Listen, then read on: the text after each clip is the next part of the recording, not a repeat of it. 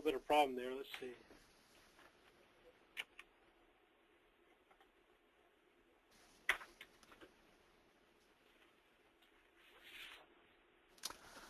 Okay, Gary. Yep. SIS was founded in 1992. We're a Microsoft's Gold certified partner providing and implementing financial and operational software for contracting and professional services companies. We develop and deliver ERP, CRM, and project management solutions for project and service-centric companies with an emphasis on easy use, flexibility, while maintaining and meeting industry functional requirements. Can you go to the next one, Michael?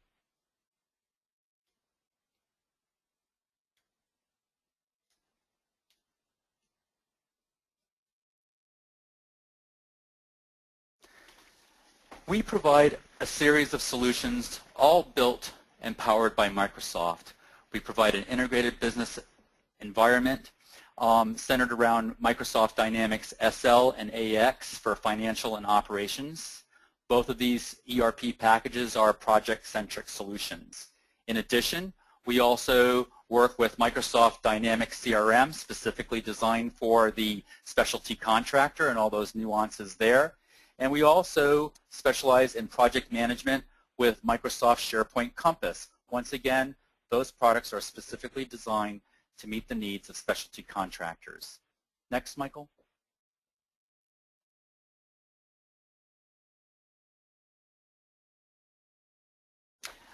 Before we start, I'd like to give you just a little bit of general information of what we're doing here. If during the webinar you experience any technical difficulties, if you could please email Debbie Peavy at dpeavy@sisn.com.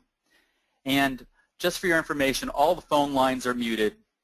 We're going to hold all the questions until the end, and we'll have plenty of time, and we'll stay on to make sure we answer all your questions. And to really view the presentation to its best, if you notice up in the upper left-hand corner, you'll have the ability to click down and put it in full view, full screen mode. That would be the best. And also lastly, the webinar is being recorded, so any of you folks that like a recording of the webinar, we'll be happy to send it out to you. Next, Michael.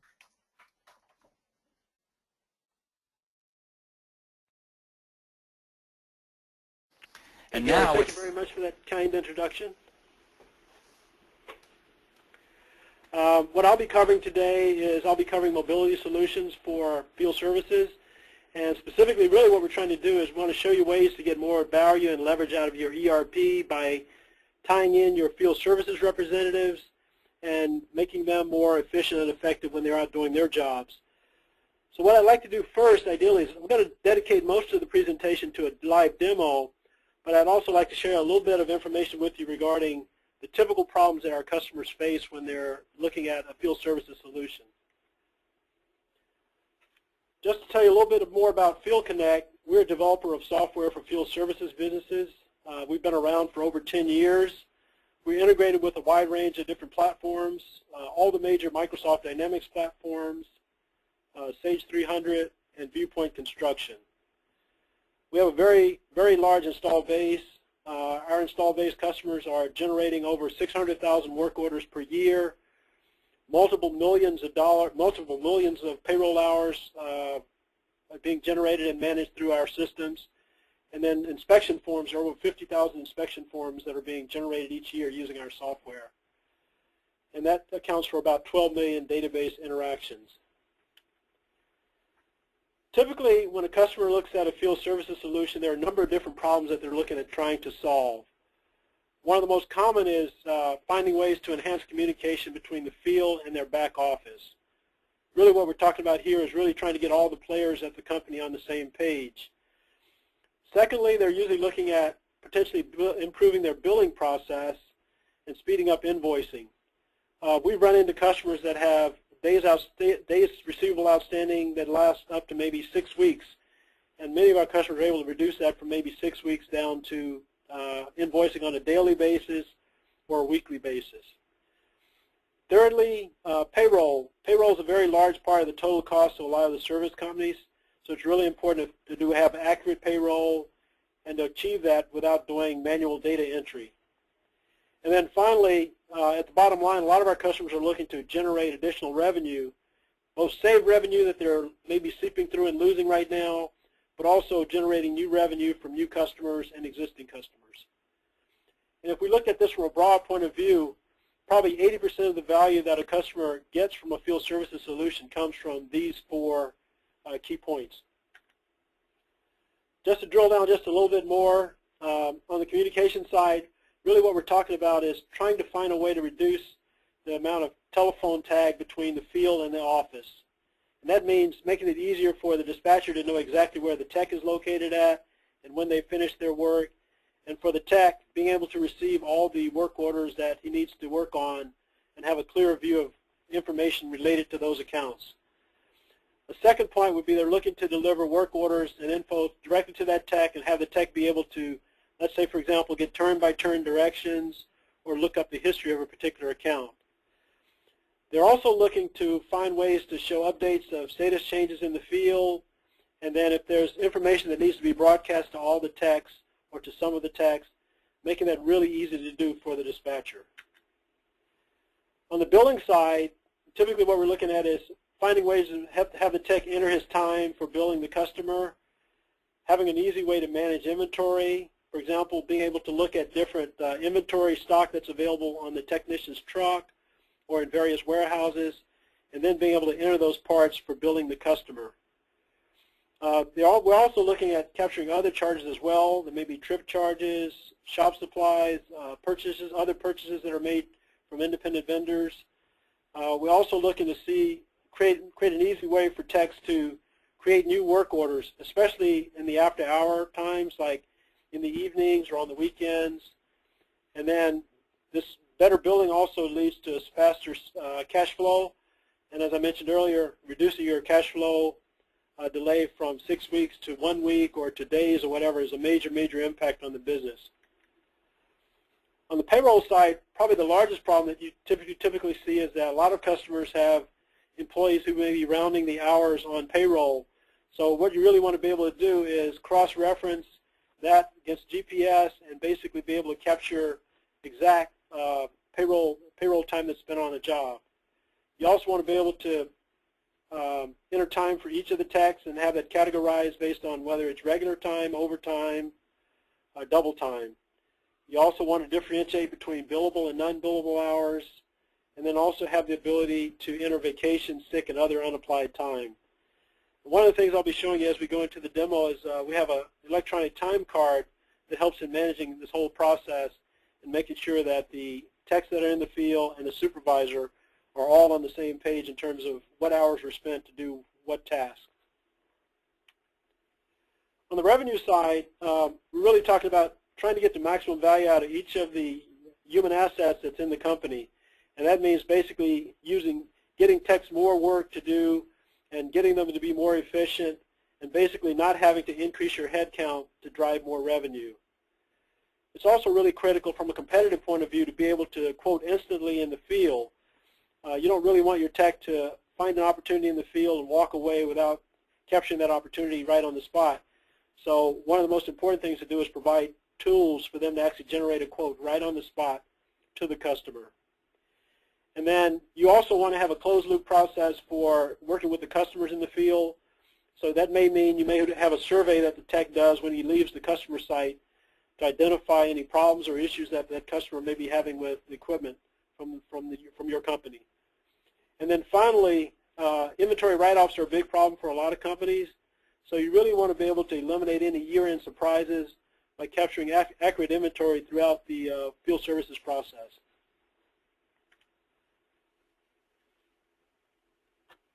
This chart here just gives you a little bit of an idea of some of the issues that we typically address. Over here on the left-hand side, we provide an integrated solution, but on the left-hand side, what we're looking at here is each of the component parts of our deliverable. First of all, we address call center and dispatch, making their jobs more easy. We also address the field services representatives. That includes both the managers and the associates. And really what we're talking about there is having a device for capturing real-time information and also providing real-time information like performance history of the equipment to the tech. Then down at the bottom, you're tying in your headquarters and your customers. We have an information portal that makes it really easy for headquarters and the customers to stay in the loop on ongoing work orders. And everything that we're doing is basically connected to the ERP. We have a link directly to the ERP, primarily through the Field Services module of the ERP. Once we update the Field Services module of the ERP with our applications over here, that information is then shareable with all the other modules of the ERP. So that's one of the most powerful aspects of a really good field services solution. That means having a real-time link between your ERP and your field services.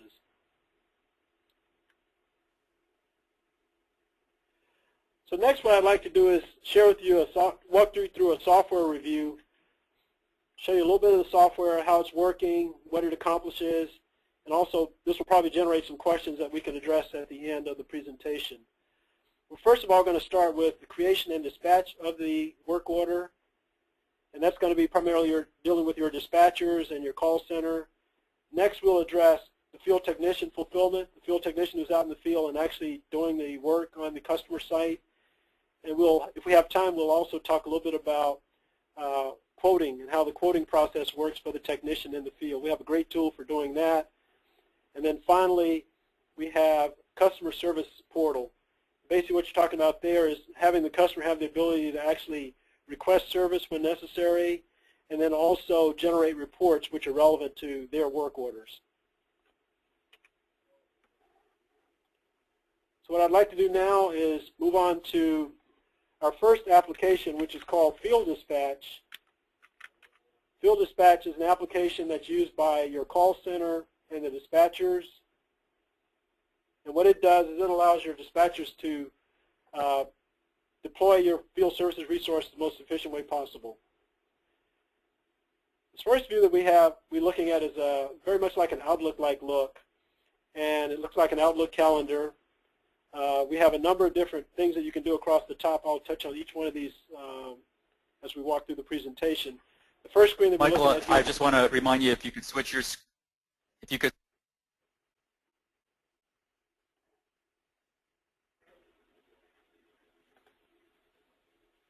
Oh, Gary? Yes, it's fine now. Okay, that's fine. I think there's some delay or whatever. So anyway, what we're looking at right now is the dispatching screen. The dispatching screen has a number of features. What it does, it basically shows you all the techs who are available for service, and down the left-hand side here, it shows the time of day. And we can actually, from this, look at the work orders that are pending. So for each of the techs, I'm looking here at David Bradley. He has 2 work orders. There's 1 work order here. If I scroll over the number on the work order, what it does is it gives me more detail on that work order. I can see what the problem is. I can look at what the call ID is, call type, status, customer, etc. So there's a wide range of information once the dispatcher scrolls over the number that's in the bubble here. We also have the ability, looking at this view, to actually move things around. So if we, for example, see that one tech is very busy, you might be able to move that job from one tech to another one. So if I scroll over, I can move a work order from Matthew Arnold to Joe Brown. And again, what this does is it just makes it really easy for your dispatchers to be flexible and work with the field technicians. You also have the ability up top here to change to a chart view. The chart view gives you a view that's kind of the reverse here, where we're basically putting, change this over, tech view, where we have the view of the hours of the day at the top of the screen, and then the names of the tech down the left-hand side here. And most of our customers most commonly use the calendar view.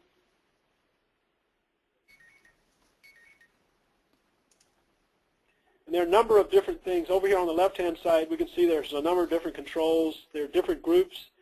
You can filter the view that you have on the view that you have of the dispatching calendar based on different groups. Those groups could be organized by geography. They could be organized by area of specialization. You could also, for the view that you have, whatever, limit the view to just a certain number of the technicians, or you can have all of the technicians. We also have the ability to filter, add filters to the view that the dispatcher gets. You could limit the view to just certain call types, certain call statuses. For example, you might just want to look at all the orders that are outstanding that are needing parts. So if you're waiting for parts, you might want to limit to just that grouping. You might want to limit call priority. Maybe you just want to focus in on your highest priority customers and see what the situation is there and look at any service orders related to that category. You might also want to look at problem codes or geographic zones. So basically what this does, all the controls over here on the left-hand side make it just easier to control what the dispatcher is able to view. You also have the ability over here on the left-hand side to add an unassigned bucket. Maybe you want to look at all the opportunities for work orders that have not been assigned to a specific tech. Again, you can apply filters to that. You can apply a date range. If you want to, if you see an opportunity here that you want to look at, you can actually move this around, move it over into the chart, the main chart over here to a specific tech. So if I just drag this over, I can drop that work order into the column for Matt Arnold. If I want to expand it, okay. So anyway, so we have all of the work orders listed here. We can. This is the one-day view that we have here. We could expand that to a 3-day view or a 7-day view. We also have the flexibility to actually go and look at a specific date in the future or in the past by scrolling up at the top here. So that's the dispatching view. This is probably the most common view that's used by a lot of the dispatchers when they're working on a daily basis. However, there may be certain times where you want to get a longer-term view of all the work orders that are pending. So you have this planning tab at the top here. Click on planning. What I get with planning is I get a multi-week or a month view of work orders. Again, I have all the same controls that we talked about under the dispatch tab. I can look at specific groups or individual technicians. I can apply various filters. But basically what I'm looking at here is I have a listing of all my work orders that are here for the month of May. I can, again, have the flexibility here to drag and drop work orders. So let's say maybe I didn't finish this particular work order here on Wednesday. I can move that on over into the Friday column. And that automatically updates everything in the ERP. So this, again, is a very powerful tool for helping the dispatcher do their job, make them more efficient. This third tab here is called scheduling. And with scheduling, really what we're doing is moving to another view, which gives us basically a listing of all the work orders. So for some dispatchers, it may be easier for them to work with a list of particular work orders. And again, they have the ability to limit the listing of what work orders show up on the list. They can set a date range over here. They can use the same filters that we talked about earlier: call type, status, tech, geozone, priority. That filtering is very, very powerful. If they want to, they can go into a particular work order and look at that work order, get more information on that work order and work with it, maybe assign it to a specific tech, maybe get information on, exactly the location of the customer, maybe look at what the problem is that's being worked on. So again, we go back to the scheduling. Another view that's very, very powerful is a mapping view. What the mapping view does is it makes it possible to look at the exact location of the work orders that are pending. Gives us the work orders that are pending. It also gives us the location of the techs. Typically, the little red icon here designates the location of the tech. And then my blue little house over here documents exactly where the work order is located. If I scroll over that, it then gives me information about that particular work order. So I can see where the location of the work order is. And typically, obviously, we're looking at a continental map of the U.S., but if this were a local map, we could actually see the relationship between where the tech is located at and where the work order's address is located, and make sure that we can then assign the tech to the nearest tech to the opportunity that's on the page. So again, we have the ability to use filters over here. Again, the filtering is a consistent navigation scheme here. We also have the ability to create a new call, and I'm going to walk you through that in a second here. We'll actually walk through creating a new call. I'll just point out that there are a couple of other tabs before we go into detail on that new call. Just let you know that we have a tab for service requests. what this is actually a listing of requests for service from the customers. Later on, we're going to show you a little bit of the customer portal, and that customer portal is where these service requests are created.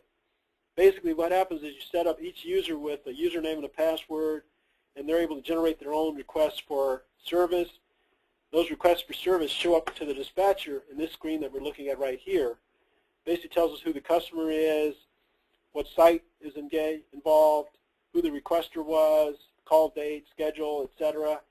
We have the ability over here to either delete the service call request, maybe it's a duplicate or something, and we want to eliminate a duplicate, so we can eliminate it.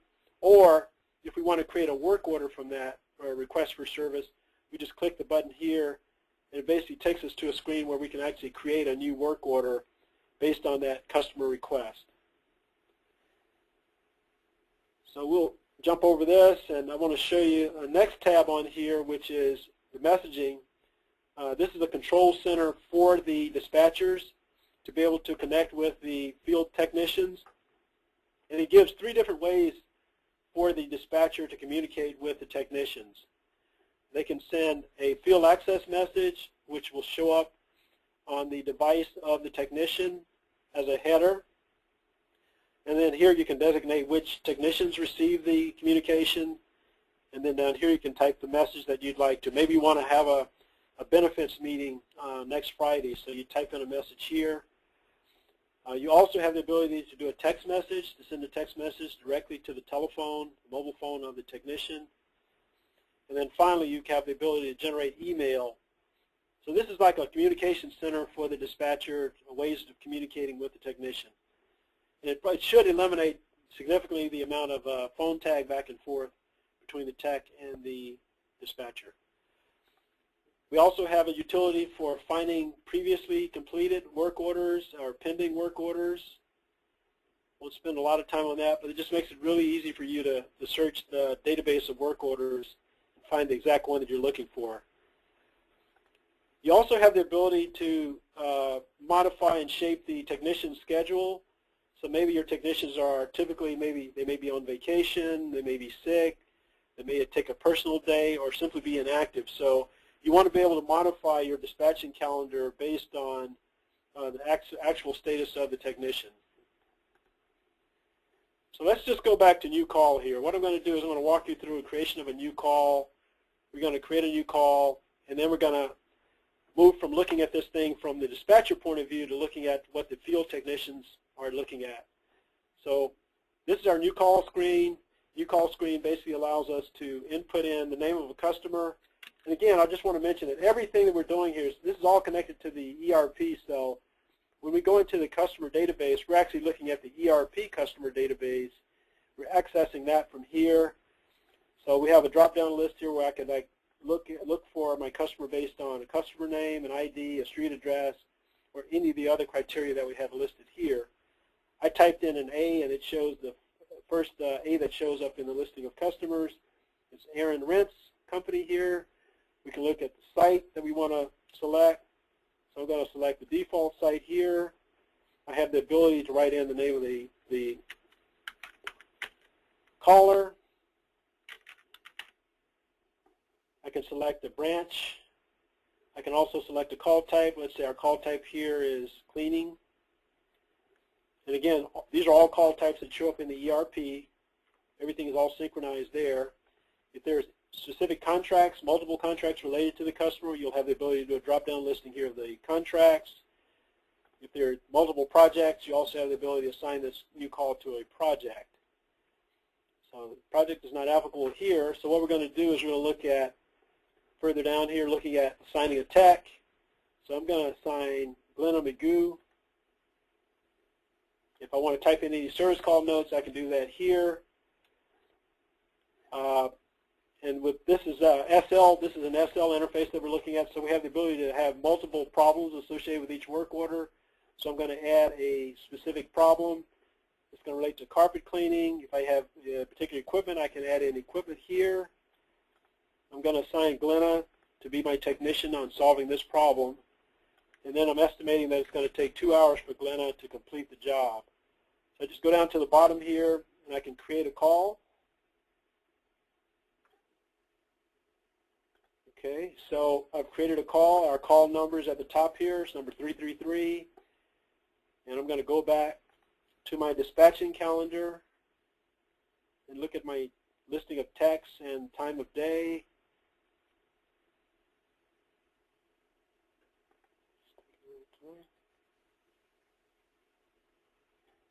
Okay, so we got our dispatching calendar, and it looks like we've got job number 333 that shows up here. It's actually been assigned at a time when Glenna has other jobs. Let's see if we get this here. Okay, so we're going to take this job that I just gave Glenna and we're going to move it down further on the calendar because it looks like she's really busy and she's not going to finish until around noon. So I'm going to drag this down to the bottom here, and that adjusts everything that we're looking at. So now we have a schedule where Glenna has no overlaps. What I'd like to do now is I'd like to move over to another application called Field Access, which is really the application that runs on the field technician's device. So we're going to leave the dispatching application. We're going to go into Field Access. And again, as far as device goes, we have a lot of customers that have various Android or iOS devices out there, so it's very easy to find devices there. Obviously, those devices are changing very quickly, typically being updated every year, so there are a lot of choices in the iOS and Android space. Each technician has their own username and password. They log in using their username and password. The first screen that they see is a screen which shows a listing of all the jobs that are associated, that they've been assigned by the dispatchers. We have the ability for them to look at either all work orders that are in the record that's been assigned to them. We can look at the last 30 days, the past 7 days. I'm going to just select today, and we're going to have all of Glenna's assignments for today. See down here at the bottom, this work order number 333 was the one that we just created in the dispatching application. But Glenna has basic information that she can see on all of her work orders. She can see the site location, the address, the contact name, etc. And she can basically view that list, and she can select a specific work order to work on. Let's go ahead and select the one that we just created for her in the dispatching application. Looks like it's a carpet cleaning assignment.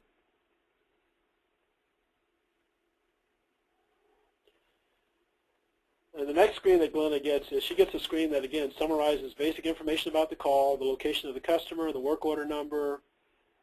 She gets information about, if she wants to get a site map. Maybe she needs turn-by-turn directions to get to the customer. She clicks on the map link, and what it does, it'll automatically generate for her a map of where the customer is located at.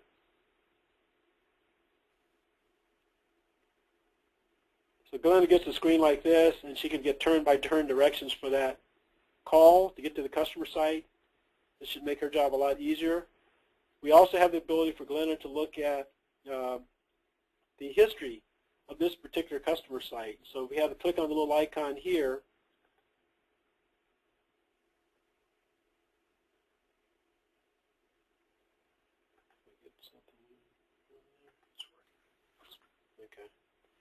Okay, so it really makes it a lot easier for Glenna if she can look at what work has previously been done at this customer site. Maybe just make sure that this helps her not to duplicate any previous work that's been done. But she can look down this list right here, look at all the previous calls that have been done. If she wants to go into any one of these calls, she just clicks on the call number, and she can go in there and look at the actual history of that particular, the history of the work that was actually done for that specific customer. What she actually gets is actually a service report, which shows exactly what work was done.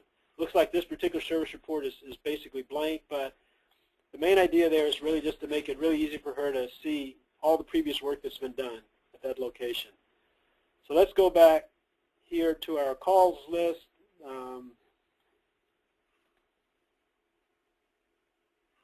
Go back to our calls list, and then we can take a look at, again, the call that we were working on, which is a call 333, which is at the bottom here. Going to go into, the carpet cleaning. What I'd like to show you next is I'd like to show you exactly how that technician is able to document the work that they're doing in the field. Probably the first thing I would note is if the tech wants to, they can actually come up with select a cause, what the problem is they're working on. Let's say it's select from this list. We can also, if the tech has figured out what the problem is and what resolution they're going to apply to the problem, they can also document that and update the information here. Very important element here is you have the ability to update the status of the call. Maybe what they're doing is they're starting to work on the project, on the problem, so they want to put it in the work in progress category. The beauty of this is they can actually update that status, and this status is also being updated in real time in the dispatcher's application as well. So that way the dispatcher knows that the technician has started work on the problem. The technician also has the ability to write in notes. They can input notes related to the problem that they're working on, or to the service call in general, or information related to the site. Let's say, for example, they get to the site and maybe they have a new combination lock on the site for inputting information. Let's say it's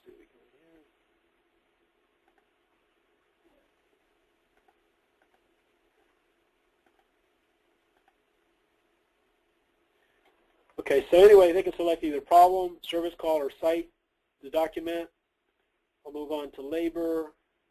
With labor, they can select the type of labor that's being used. They can also write in the number of hours that are being used on this job. So let's say use 1.5 hours. They just click add, and that basically will add the time to the job as listed up here as 1.5 hours of labor. And again, they can have multiple different types of labor that could be applied to the customer job. They just select it from this drop-down list and add in the number of hours. Next, they might document what parts are being used. We have a part search list here, so if they typed in the first letter or whatever letters they know of the part name, essentially they'll get a listing of all the parts that have that letter in it or a number. So I'm going to select this drawer file here. I can identify what quantity 4, and I click add, and that'll add in the number, the quantity that we just identified right up here. If in case it's selected to a particular piece of equipment, maybe that part is being used on a certain piece of equipment, I could go in here, let's say maybe I type in part number, and it's related to this thermostat equipment. I'll just type in add, and it adds it to the cost list. We also have the ability to add miscellaneous parts. Maybe these are parts that are not commonly carried by the tech, special parts perhaps. If the tech wants to input in a purchase order, maybe there's a purchase order for something that's really unusual that they never typically buy, you could type in, again, the name of the part, as much of the name as he knows. You'll get a drop-down list of parts, the vendor names for those parts. You go in here and select a particular part number. Again, it gets a drop-down list of all the items that have a 1 in them. Select that part, add in a particular quantity.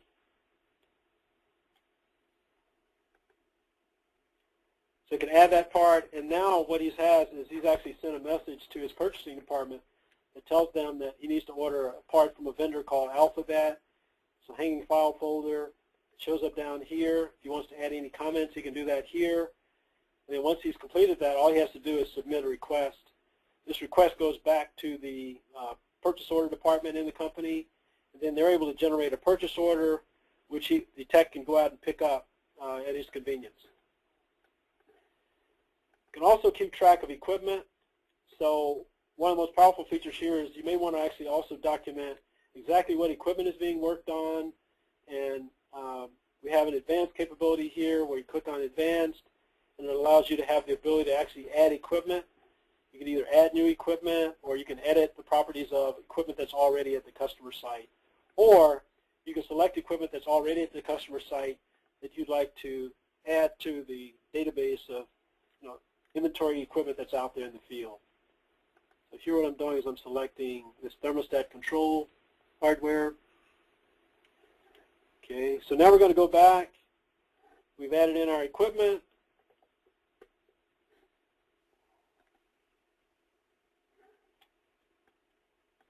Down at the bottom here, we have the ability to add in a form. Let's say any electronic form that you have, we can convert that to an HTML format and make that available for the technician to complete while he's out in the field. Let's say, for example, here I select a EPA form. I click on the new, and it'll basically give me a display of that electronic form on my device. Basically, I go in here, and I can actually complete the form. But the great thing about it is it gives me the ability to pre-populate all my basic information, the name of the tech who's making the call, location of the customer, their address. All that information is up here. And then down here, I just go in, and I can just complete the form. The great thing about this is that once the form is completed, let's go back up here to the top. Once I've completed the form, I can actually note that it's complete, and I can have it emailed to a distribution list.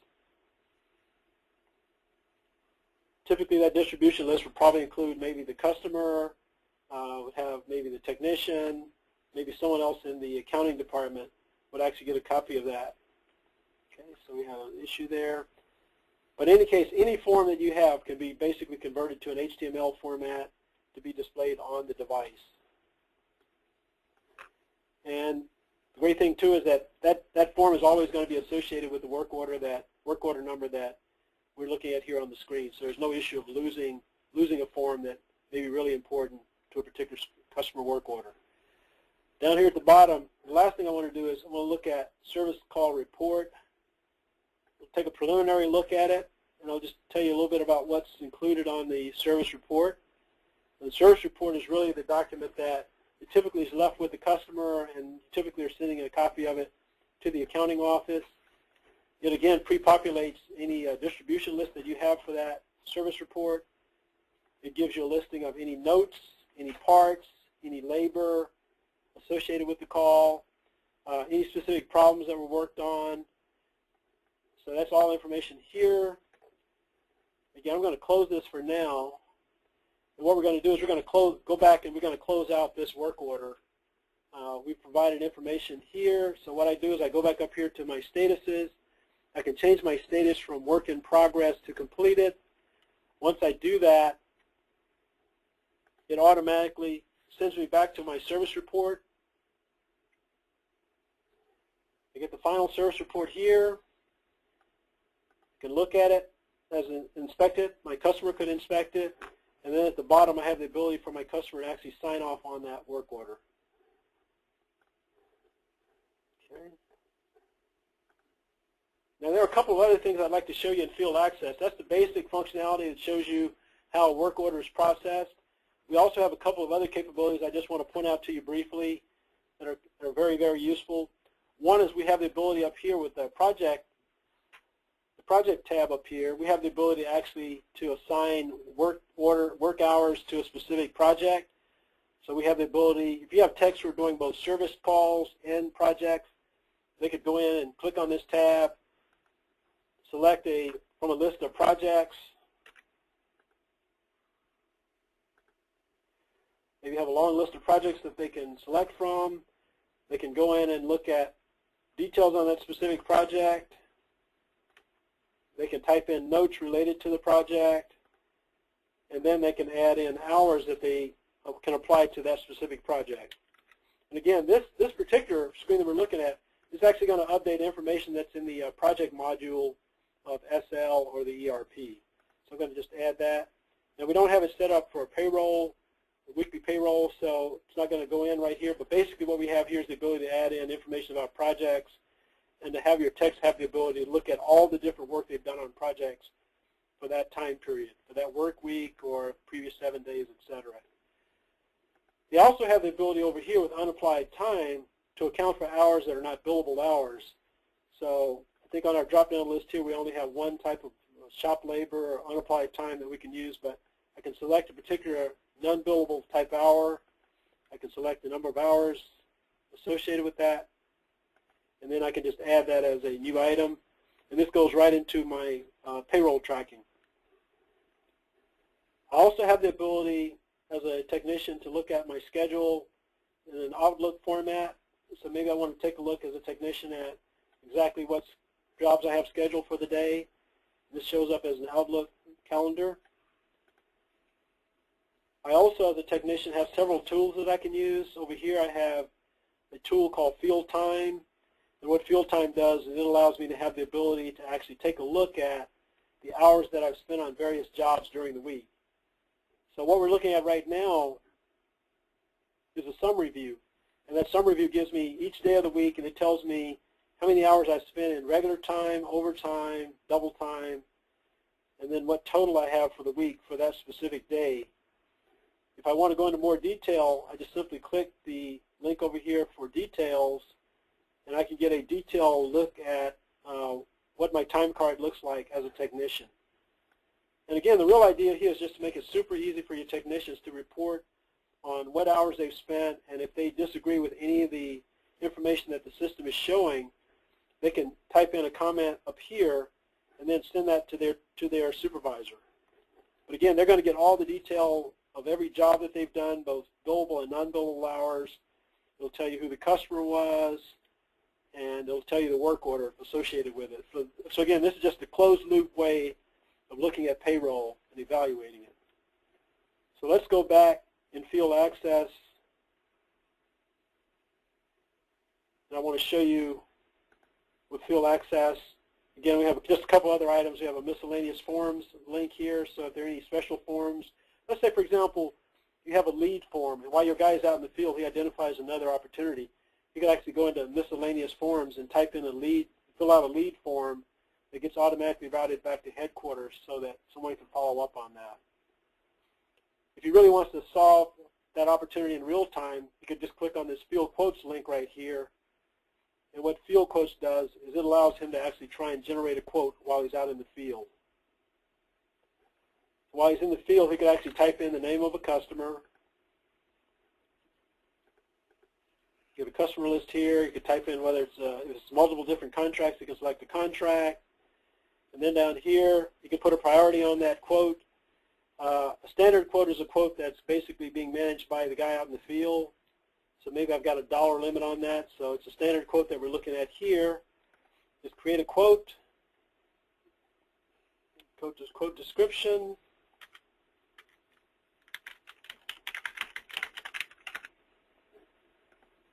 Create a quote. And the next screen, what the next screen gives me is it gives me an opportunity to actually input all the basic information about that quote. So I have the ability, first of all, I've got all my basic customer information up here at the top. I can look at scope of work. I can actually start building a scope of work for this particular quote. All I have to do is go over here. I've got a drop-down list. And again, this drop-down list is defined by you. You define exactly what scope of works you might have for your technicians. In this case, we only have one or two that show up, so I'm going to click on the sample summary scope. I'm going to add that in here. Sample summary scope without detail. Just add that. I can go on next to my detail, do the same thing with detail. The system's going to give me a drop-down listing of detail scopes. I've got one that's listed here. Just click on this select. I can add this to my quote.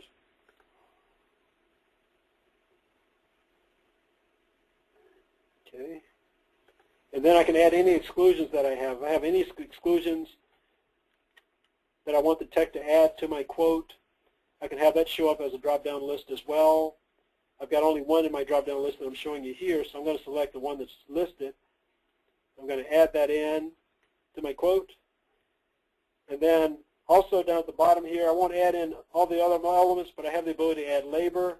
Maybe I want to add an hour of labor time. And then I want to view my quote. So basically what I've got here is I've got a new quote that's been generated. The new quote very much looks like a service report. It has all the same sort of information. It has routing information.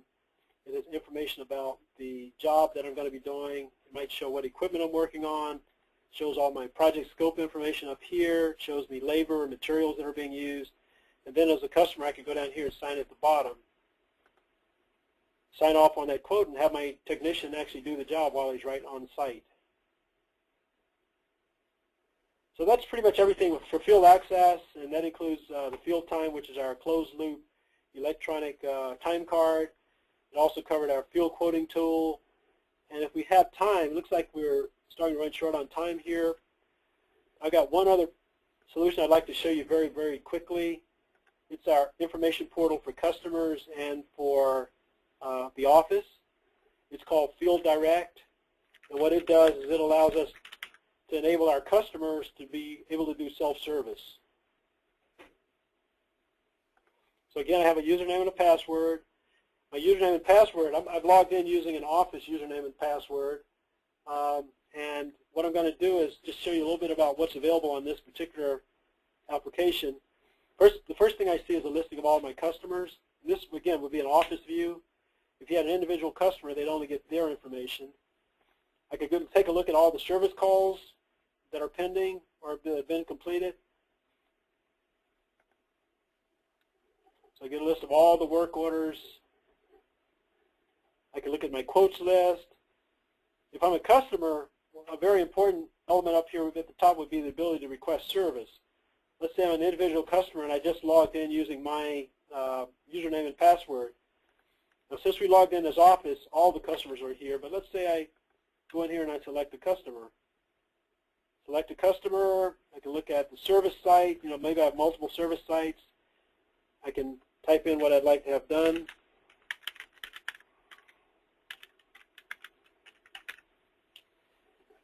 Type in a phone number. And then I could just send a request. And with this request that I'm sending, I get a confirmation here that the request was sent. This request is going to show up in that screen I showed you earlier in Dispatch where we said the service request. So basically, this is a very easy way to eliminate telephone calls and have your customer request service while they're online.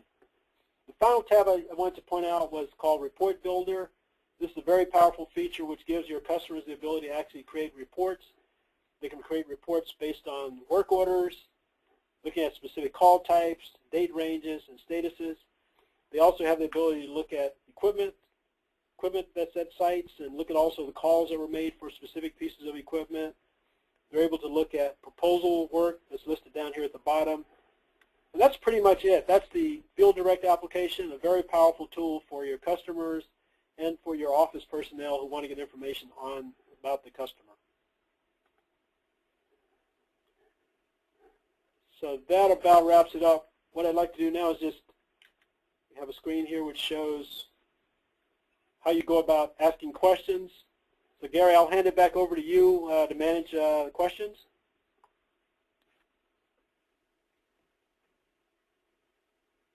Thank you so much. We're going to take a look at some of the questions that we got here. And Michael, the first one is, what kind of hardware do you recommend for hosting the Field Tech solution?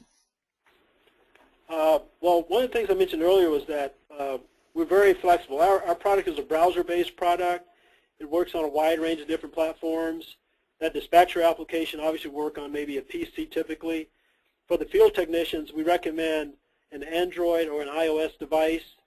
Those are really the most commonly used platforms that we've seen. Typically, when you have one of those devices, you might also want to use a Chrome browser or Internet Explorer browser. But basically, we support both some of the legacy mobile devices out there as well as the newest Samsung, iOS, Android devices that are being released. Okay. The next question asks, how long does it take to implement a mobile field solution? Great question. That's really a great question. I think what we've found is that it really depends a lot on the implementation by the customer. It depends on how many modules they're implementing. I'd say at the shortest, we've seen deployments done as quickly as 2 or 3 weeks, but it's typically more common for it to take 1 to 2 months, because typically what you want to do is you want to roll this out in a very gradual way. For example, with the technicians, what you might want to do is identify some of your more savvy technicians who are very maybe computer literate, that feel comfortable with the mobile device, have them work with it, and then we have a lot of configurability built into the Field Connect product. So we want to work very closely with the customer to come up with functionality that really matches what their business requirements are. So again, it could go anywhere from 2 weeks up to 2 months. Okay, and another question came in and says, What changes do I have to make to my ERP to leverage the mobile field services technology? Another great question. The most important thing is you definitely need the service management module of your ERP installed. And again, I showed you we have a wide range of different platforms that we support, but pretty much on all of those we're communicating to the service module of the ERP. So the first thing would be to acquire that service module, and then we would want to work with you very closely actually when you do that, because in our experience it's really a lot more efficient and effective if we can do the deployment in one step where we're both implementing that service module and also implementing the FieldConnect software at the same time. That way the customer doesn't have to re-engineer their workflow multiple times. So that's typically what we've seen. And again, what we've seen too is that obviously having the latest version of your ERP is usually a good thing. We support a number of legacy ERPs, let's say in the Microsoft Dynamics world, but again, we usually recommend highly that you update to the current version of the ERP. Okay, and we have another question. We sort of answered this one a little bit earlier, but the question is, we have standardized on Apple products in the field. Will it work with Apple iPad? Absolutely. That's a great question. In fact, we found a lot of customers that are using tablets now, and the iPad is a fantastic platform. We support all the iOS devices that Apple makes. We're seeing a lot of uptake, again, in using tablets. A lot of customers, once they've gotten used to using the application, move to a smartphone, so we support all the iOS smartphones as well. So again, iOS is a fantastic platform for us, as well as Android. Another question came in where, as it says, how many customers are using Microsoft Dynamics? Yeah, I don't know. I think, Gary, that might be more in your wheelhouse actually than mine, actually, because you guys probably have a pretty good idea of how many Microsoft Dynamics users are out there. I know it's well, we know how many that we have, and we have quite a number of them. And I can say that our customers are very happy with the product, and that's why we partnered with FieldConnect. But I would really want to know, Microsoft's a big organization, and they have hundreds of thousands of customers, so I really can't answer that question, so I apologize. Okay. I mean, from what we've seen, we know there's a great uptake of the Microsoft Dynamics platform. GP and SL specifically have really great install bases here in the U.S. NAV has got a huge base worldwide, especially in Europe and Asia. So it's a very, very popular platform. And then AX is obviously the new kid on the block, and it's actually been around for a while. I think Microsoft made an acquisition there, so AX is a fantastic platform. And by the way, FieldConnect has full support for that AX platform, and we provide not only the mobile element of the service solution, but we actually provide the service module as well that comes with the ERP.